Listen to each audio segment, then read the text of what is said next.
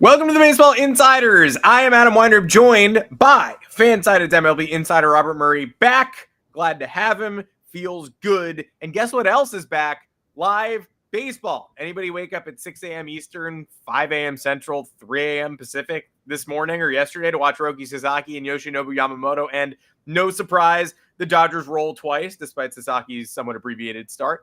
We'll react to that a bit. What we saw, obviously hard to draw large conclusions from 3 games, and even harder to do it from 2 games, which is actually what we got. But hey, on the home front, some player movement, which is what Robert and I love to talk about. Craig Kimbrel comes home. The Rangers make a somewhat odd choice to supplement their pitching depth.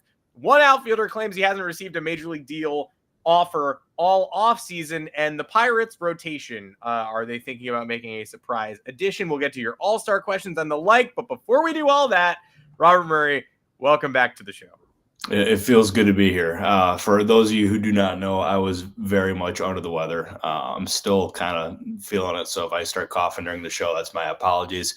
But we're here to provide you some content today because you guys were missed greatly, but we have lots of stuff to talk about with baseball. We have actual baseball, real life baseball finally being played. And we had the meltdown of all meltdowns from Hunter in the Discord today. So that was a fun way to start my day, but it's good to be here. Adam, I'm excited to be back. How we doing? Good afternoon, or good morning, actually. Good morning here. Good afternoon by you. Yeah, a little column A, a little column B. It's a good afternoon over here. It's a good morning by you. We want to thank everyone for joining the Discord. If you're not a member, then come find us. Subscribe to the channel first, then join, then head to the Discord where you can either be in the rumor mill tier. There will be a private Robert Q&A there tomorrow, or the all-star tier where you get priority in this chat for questions on this show.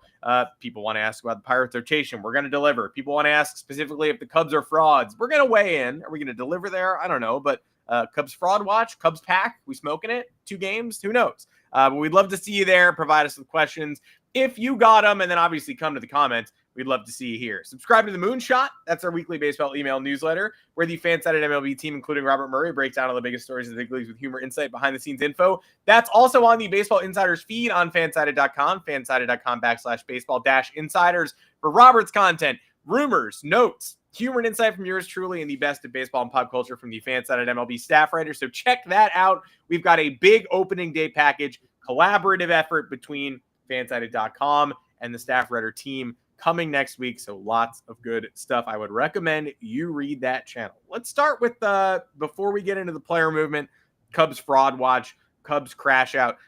2 games in LA.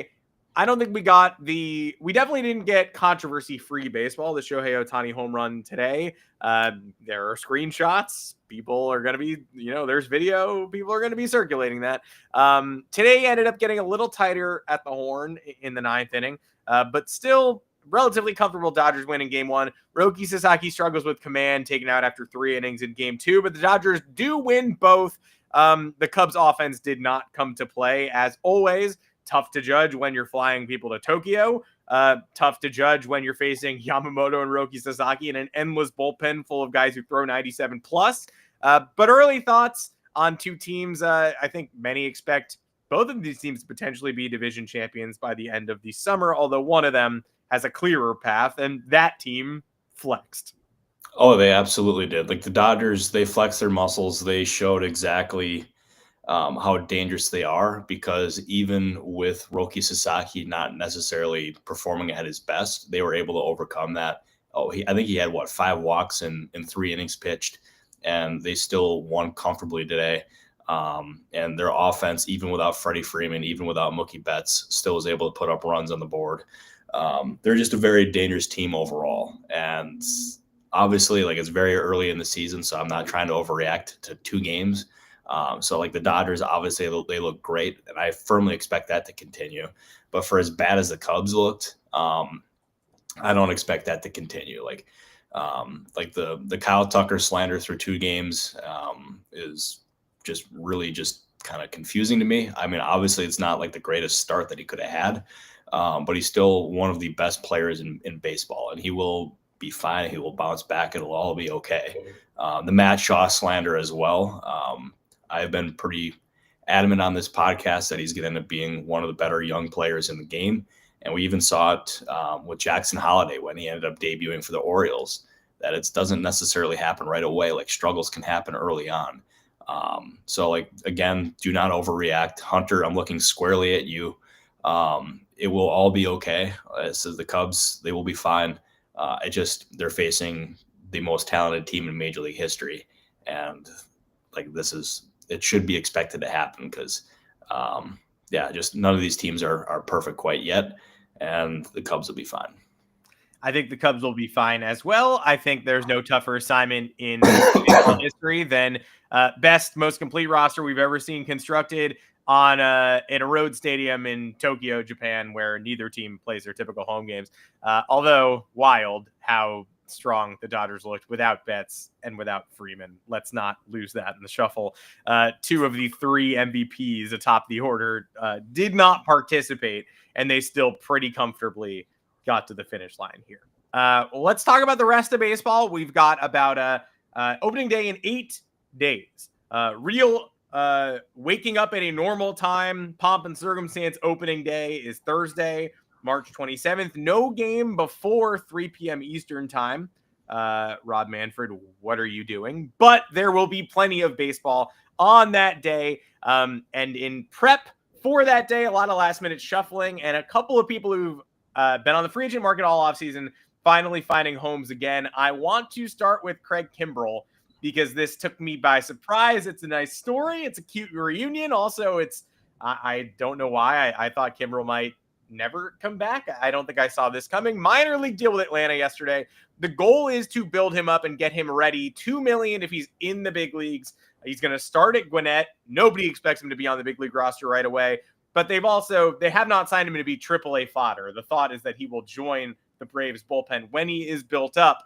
Have you heard much about Kimbrel this offseason? Do you get any sense from GMs or teams around the league how they perceive him these days? Or is this really just sort of a flyer for the Braves, someone they're familiar with? Though it's been a while. It's not like Kimbrel and this Atlanta regime intersected much. No, they obviously, like, Kimbrel started his career in Atlanta, and I know there's a lot of people who are kind of poking fun at this deal, but there's no such thing as a bad minor league contract. And if he doesn't show anything while he's being ramped up, they can let go of him at virtually no cost. And if he does perform, or if he does get to the major league level and performs, then you got a guy with a really strong track record signed for super cheap. So I have absolutely no issue whatsoever with this contract. I think it was a smart move by Alex Anthopoulos. It's also him, like, understanding, like, he had to deal with some restrictions this offseason. I think it's pretty clear with how little they spent. Obviously, they went and signed Jurickson and Profar, but additionally, after that, they didn't really do much. And you got to imagine they had a tight book. So he was trying to find value at the margins. He ended up doing it here with Craig Kimbrel. Again, there's no issue with this kind of a deal whatsoever. They obviously made another move, which we'll talk about here in a little bit. But as far as Kimbrel goes, I expect him to be at the major league level. I expect him to perform. He's not going to be that all-star, like, dominant closer that he once was, but you're getting honestly, you're probably getting a future Hall of Fame player on a minor league deal, and that's never a bad thing. I think it's a pretty good thing. And like you said, no bad one-year deals, no bad minor league deals. A minor league deal is a shot in the dark, a flyer. Probably the impact is Craig Kimbrel's here now. Let's see how he progresses. Potentially the more impactful Braves flyer is James McCann, because Sean Murphy down for an extended period of time. We've talked extensively on the Prospect Show about the door being open for Drake Baldwin. My expectation would still be that Drake Baldwin is your opening day starting catcher for the Atlanta Braves. This is good insurance, though, and a quality, experienced backup. Chadwick Tromp versus James McCann. Who do you prefer? I mean, you're giving yourself options in much the same way, like, accrue assets, right? The Yankees are probably going to run with Carlos Carrasco on the opening day roster because they don't want to lose him. So, I mean, the more veterans you can add to the mix, the better. But I wonder, does this McCann addition and the fact that the Braves were sniffing around the catcher market say anything to you about their faith in Baldwin, or is this just being wise with asset management? This is being very wise and getting ahead of any potential struggles here for Baldwin. And Baldwin looked good in spring training, and he really impressed his teammates. He really impressed team officials with his performance this spring, and they think he's ready for a bigger workload. And that was part of their confidence too in letting Travis d'Arnaud, who they absolutely love internally, depart for the Angels. They believe Baldwin is ready, and he's going to take on a bigger role. But if he struggles initially, you're going to have a guy in James McCann who is a veteran guy who is really good in the clubhouse, really good working with pitchers. He's not going to provide you much offensively. I think last year he had around 230. And he's not the player that he once was, but he's extremely well respected in league circles, and he'll provide a veteran stopgap for them in case he needs a day off or Baldwin struggles. And even then too, like, this is a smart opportunity for McCann, because if you look at it, Sean Murphy's, he was scheduled once the injury came out about his rib. He was scheduled to miss about 4 to 6 weeks. And this is going to be probably a temporary home for him. Once Murphy ends up returning, once Murphy ends up returning, we're probably looking at McCann getting DFA'd, but he can use this as a launch pad to try to get a gig elsewhere. And he drew interest from a bunch of other places this offseason, all on minor league deals. I know the Padres were poking around there at one point this offseason, so like, he should have options. But I thought it was a really smart move for Atlanta. And again, it's a minor league deal. There's no risk there whatsoever. And you're getting a veteran guy who's going to be good for that clubhouse. Yeah, and at some point, Yasmani Grandal's still out there. There were rumors the Braves were maybe weighing him. This is much less of a commitment and a potentially sturdier option, even though Grandal was Paul Skeens' personal catcher last year. We know he can handle that. But McCann, you write him into the lineup card, you know exactly what you're getting. You might not be getting thump, but you're going to get somebody who can handle, who knows his role and is certainly not seeking anything more at this point. And if he establishes himself, everybody comes back healthy, he will go elsewhere. Which leads me to the Texas Rangers, who are down a few to start the year in the rotation. Cody Bradford, Jon Gray. You knew the Rangers, who everyone sort of agrees might be one of the best rosters in the American League, but then you look at the rotation and you're like, sure about that? Gonna need to see some names and some breakouts and maybe some Jack Leiter and Kumar Rocker to get there. They go ahead and grab Patrick Corbin, who is one of the most familiar names still available. No longer available, and he's not going to do a spring training. We sounded the warning bell about a lot of pitchers who were hanging out, varying degrees of ready, Lance Lynn and Kyle Gibson and whatnot. But Patrick Corbin's wife is pregnant. She's giving birth. He is not going to Arizona. He is going to the Rangers. He's headed to Arlington, and he'll be ready when he's ready. Now, that's what's confusing to me, because they don't really need a high upside arm or a moderate upside arm to come back in May or late April. They need someone to cover innings right now. So I don't know what Patrick Corbin does for them specifically. We just said, hey, get more arms. What's the worst that could happen? But at the same time, they specifically need someone healthy to step in. At this moment in time, I don't know why you grab Corbin instead of, like you said, with the Yankees, waiting out opt-out market and NRIs and people who been built up this spring and haven't made a roster. That makes more sense than this weird slapdash solution to me. Yeah, I agree with you. I was on a call, well, not kind of a call yesterday, and the news broke, and I was really kind of surprised by that. I'm like, that seems just like a really odd fit for the Rangers here, because as you said, they need immediate help, and Corbin has not had any spring training, and we've seen guys in the past who have not pitched at all in spring, and then they've immediately tried to come into the major league level, and they've struggled mightily. I think Blake Snell is probably the prime example of that. Like, no matter how talented you are, you need that time to build up. So I'm really curious to see exactly how effective Corbin can be for the Rangers. And like, there's obviously other options available too. Like, I think you could have made a stronger argument here, even for a guy like Kyle Gibson. Mm-hmm. I mean, obviously, like, similar situation, but like, you have like more upside there. Like, I think you're going to get better performance from a guy like Gibson rather than Corbin, or just waiting out those opt-outs or making a small trade at the margins before opening day here. So I thought maybe the Rangers could have ended up waiting out the market and done something a little bit more impactful, short and long term. But also too, if you look at it from a guy like Corbin here, in his last 4 seasons, he's thrown 31, 31, 32, and 33 starts. So he's dependable. He will get you innings. He'll make starts, and he's proven durable, which is like, that's important. But I just question the short-term effectiveness that he's going to end up having. I question it too. And Kyle Gibson, it's not like there's no familiarity there. He was an all-star for the Texas Rangers in 2021. So he's been in Texas. He has had arguably his best recent season in Texas. Maybe a little too proactive. I'm confused, and you're going to need to build up Corbin while you're trying to fill 2 immediate vacancies. So we'll see how that works out, but I'm as confused as you were. And meanwhile, potentially I don't know. I struggle to say any of these people who are still around are the most prominent free agents still on the market, but Alex Verdugo, who we've talked about a lot on this show, we've connected to the Pirates in the past. We've talked about his supposed ask. There was an article this week in The Athletic that went around the Yankees clubhouse. People very surprised that he's not on a team. And there was a report from Brendan Cuddy that he has no formal MLB offers this offseason. He has yet to receive one. Now, formal is doing a lot of heavy lifting there. Heavier perhaps than even Verdugo's bat. A lot of heavy lifting. But that hints to me there have been parameters of discussions and asking prices didn't line up and nobody really – an offer was never presented, but people got the sense of where each party was landing.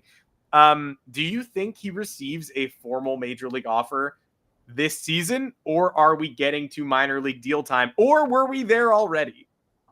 I kind of think we were there already. And that is really surprising to me because Verdugo, he's not like the greatest player in the entire world, but he's still an impactful major league player. And the fact that he's not gotten any sort of major league offer, at least reportedly, is really surprising to me. And we even saw the surprise in that article from Brendan Cuddy with players. Even Aaron Boone expressed his surprise there too. And whoever ends up signing him is going to get a major value. And my guess is we're probably looking at a minor league deal just so he can end up getting some bats in the minor league level before going into the major league level. I think it would be smart for him to build up, to not try to hit major league pitching right away, because going from doing whatever he's doing now to prepare to going to major league pitching, that just seems like a recipe for disaster. So my guess is we're probably looking at a minor league deal here for Verdugo, and whether it's the Padres, whether it's the Pirates, whether it's whoever else that could go out and get him, this is a chance for a major, major value. And the fact that he's still out there is just kind of crazy to me. Yeah, and look, he got his fair share of flack last year during the regular season, a lot of rollovers to second base, but Yankees World Series, AL champs, starting left fielder during the entire playoff run. And he made some great defensive plays, sturdy. The upside might not be what people thought it once was, but we're not talking about Anthony Rizzo mulling retirement here. We're talking about a player in his theoretical, he was in his walk year last year. I think he did enough to get a 1-year offer at the very least. And I'm very surprised that he has not settled anywhere. And Jazz Chisholm hinted in that piece. I got to pull up the exact Jazz Chisholm quote because it was kind of weird. And it did make me go, okay, why say 60% of that? Oh, it was Marcus Stroman. Sorry. Like, why say 60% of that without saying the rest of it? They asked Marcus Stroman if he was surprised. Stroman said, yes, I am. That's all I'm going to say on it. But a lot of things surprise in this game nowadays. Just keep it at that. So, I mean, we will keep it at that, I guess, because we stopped talking, but it really feels, I would have loved to have one more sentence there. Oh my gosh. Yeah, dude, it's freaking, I don't even know how to end up describing it, but baseball is just a very strange game overall. And Stroman, he's also a strange cat too, to say the least.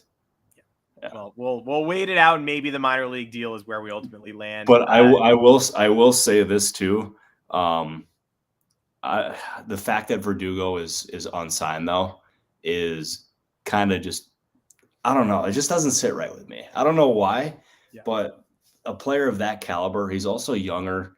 I get like he hasn't lived up to the expectations of when he was traded for Mookie Betts by any means, but still, like the fact that a guy like that can't get a major league deal is crazy to me. I don't get it.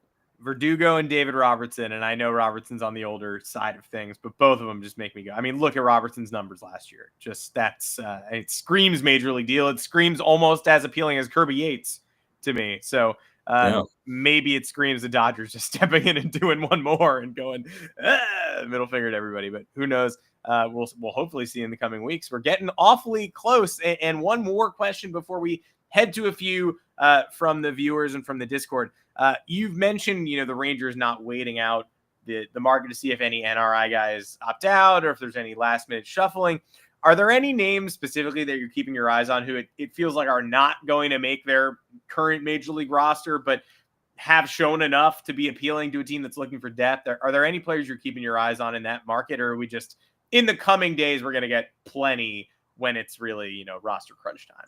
Yeah, there's a bunch that are currently on the fence. The one that I was keeping my eyes on for sure was Carlos Carrasco with the Yankees, and with all their injuries, like I know he's got an opt-out decision coming up, but that was one that I was really keeping my eyes on. And my guess is he probably ends up making the major league roster, especially like that was my thought coming into today.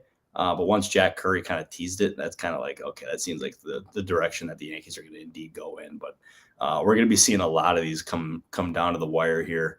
The team that I still think could make a lot of sense here looking for those kind of arms or options that opt out would be the Reds, because as I mentioned on previous podcasts, they have looked at some different arms there for sure. But yeah, no, overall, I think there's going to be plenty of different guys that come down to the wire here, and they're currently deciding that right now. Yeah, I agree on Carrasco, and I also think at this point you have to give him the opening day roster spot rather than lose him for nothing.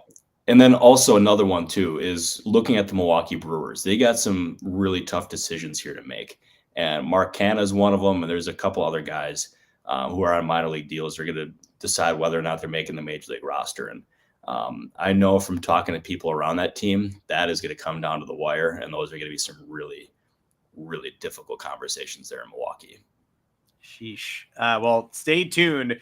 I'm excited to cover the roster crunch heading into next week and heading towards opening day, where I'll obviously do a big standings preview, as we always do on the Wednesday before opening day, but we'll cover a lot of these late breaking news bits as well. Very exciting. It's a good time. It's a good time of year. It's getting warmer. March Madness. One team happened to beat another team by 30 points last night after I was told it was a miscarriage of justice that they got in. So that's interesting. It's somewhat eye-opening for me. Okay, couple of viewer questions. The All-Star chat overwhelmingly wants to know about the Pirates rotation, and I get it because Jared Jones' elbow soreness reported today that has all sorts of opening day roster ramifications, if not more than that. Bailey Falter, also we've talked about in recent podcasts, seems to be a little bit behind. He's been scratched, and so there's if in case it wasn't already clear why they went and grabbed Andrew Heaney, it is now. They have demoted Bubba Chandler already, but Thomas Harrington has sort of been lingering at big league camp.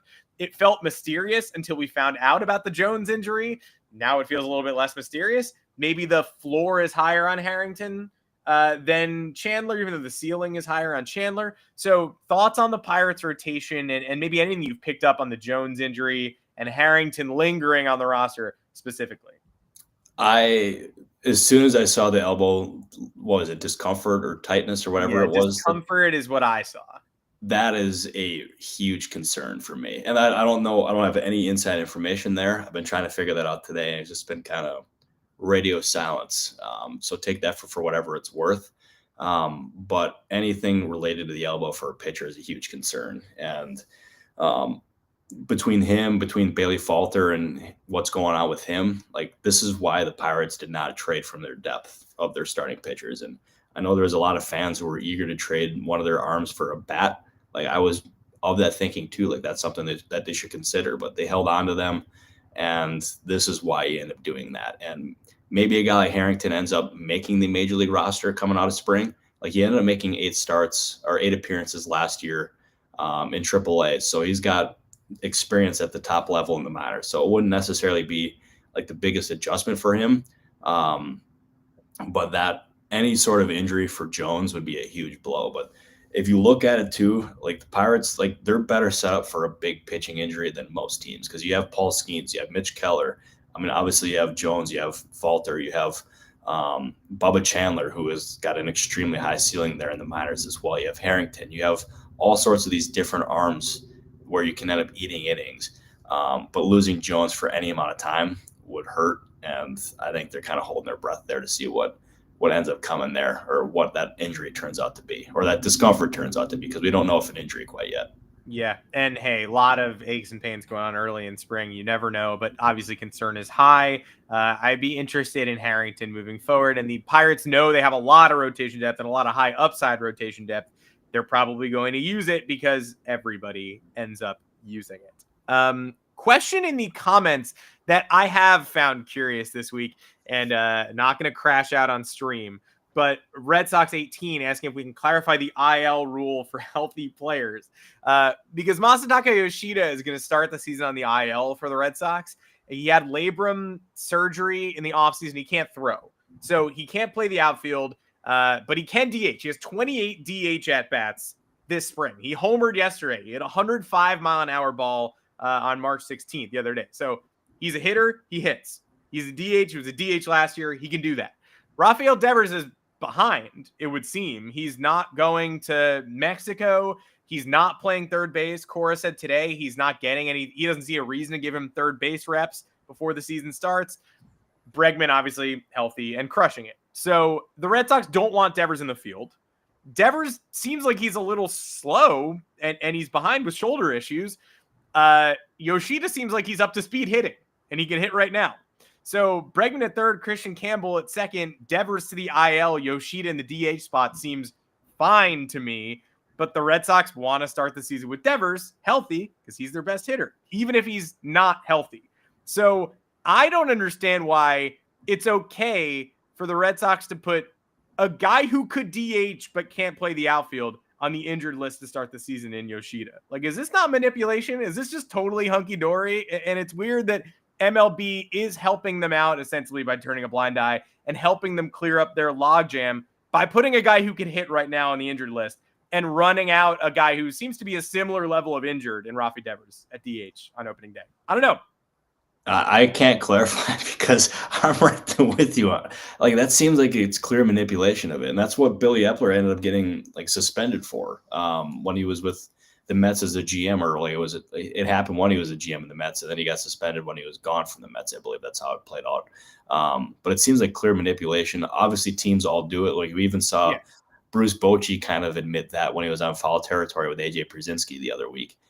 So it's like a clear thing that teams do, but the fact that MLB is turning a blind eye to it when they just suspended Billy Epler for doing that seems kind of just overall kind of bizarre. But what a strange camp here for the Boston Red Sox between the Devers stuff, now this, and everything else in between.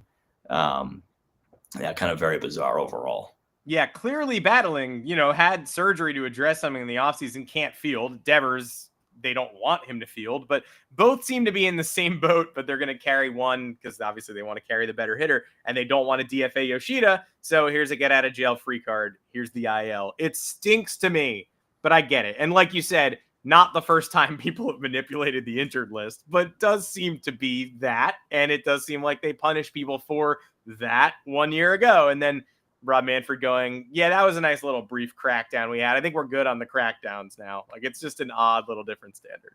No, it's a very weird standard. It's a double standard. And I mean, if you're implementing a rule, be consistent with it. Because I mean, everyone in baseball does it. Like, it's the biggest open secret, because it's not even an open secret, because like everyone does it.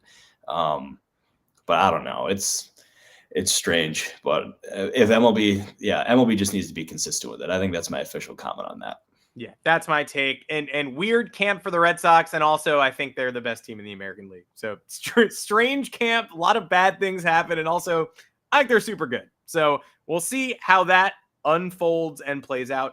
The regular season just 8 days away. The final roster steps still to be completed, but we're getting pretty close to everybody matching the Dodgers and Cubs energy. But for now, for a full 8 days, the Cubs are in last place alone in Major League Baseball. So it's going to be a tough 8 days for some people that we know. Oh, it's going to be some very, very tough 8 days for some people that we know. Hunter, looking at you, the Cubs news is that the Cubs are in last. So that's, they have the worst record in baseball. So that's the Cubs news that we got. Also, I'm gonna leave you with this one too, Adam, because we haven't asked to empty out the notebook quite yet. No. But I'm gonna do it right now, and this is just my own little personal thought. But the Padres, they have, I'd say they have some questions there at the catcher spot. I wonder if they can end up looking at a guy like Yasmani Grandal as a potential option there to try to fill up that void. So just a thought by me. We'll see if it happens, but Just a thought. It's a good thought, and one that we will keep tabs on when we see you again on Friday afternoon. Going to be a little bit earlier on Friday. Come back and join us again at 1 p.m. Eastern time on Friday afternoon. Then I will head to Providence for some March Madness. Got March Madness fans in the house. Hopefully, I'm going to be at the Saturday. I guess they're technically third round games. I don't know what the play-in counts as, but hopefully St. John's wins. Hopefully you got a little Rick Pitino action against maybe John Calipari, maybe Kansas. I think that would be fun to watch personally while enjoying beer. But until next show, I'm Adam Weinrib. You can find us right here. Turn on your subscribe bell to know when exactly we're going live. Find us in the Discord. Join us there. Fansided.com/baseball-insiders for the written content, and subscribe to the Moonshot audio platforms too. If you are not following us on podcast platforms, highly recommend it. A good way to digest the show if you are not here for the live stream. Robert Murray, good to be back with you, man, and good to be getting into the, regular season baseball action that fuels this podcast. No, I'm very excited for it. I'm very excited to have some actual baseball being played while we're all awake, rather than having to wake up super early to do that. So I'm very excited overall, just for what the season is going to provide. But Adam, I appreciate you. I appreciate you, Joanne, and everyone in the comments here for putting up with me while I was sick. Because that was very nice of you guys. You guys carried the load here. Eric Cole as well. I want to give him a shout out as well. We'll be back here on Friday. It's going to be a different time, though. Isn't that right, Adam? I believe it is going to be a different time. 1:00 Eastern. Stay vigilant. We will see you here. Until that show, take care, everybody, and we'll catch you live again on Friday afternoon. That we will. Thank you, everybody.